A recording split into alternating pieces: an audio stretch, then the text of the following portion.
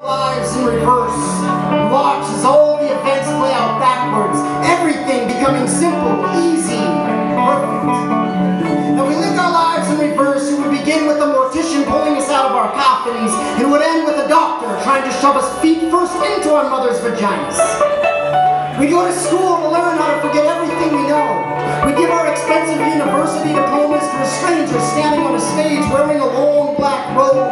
Then we'd shake his hand and smile into a camera that erases the moment forever.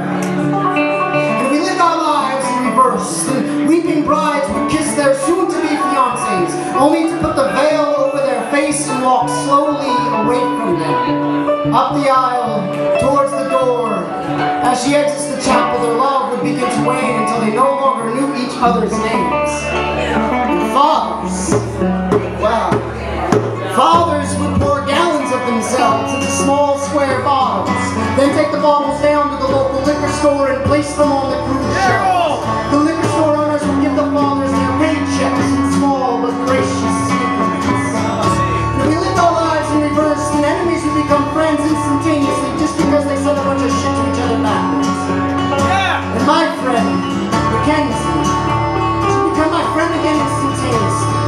She'd become my friend again as I watch, as she pushes herself into dozens upon dozens of syringes and then donates these syringes to the dirty old movie merchants. This act of charity would leave her looking younger, ravishing, unshakable, alive.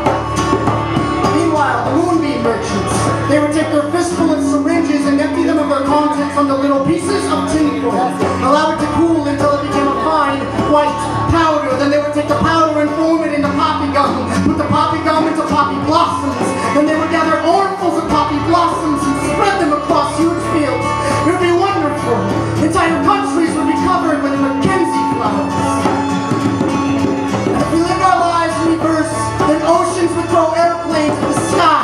Thousands of people would jump from their stomachs to the tops of tall buildings, and life-throw inmates would sit strapped into chairs as death is shot out of them in this moment.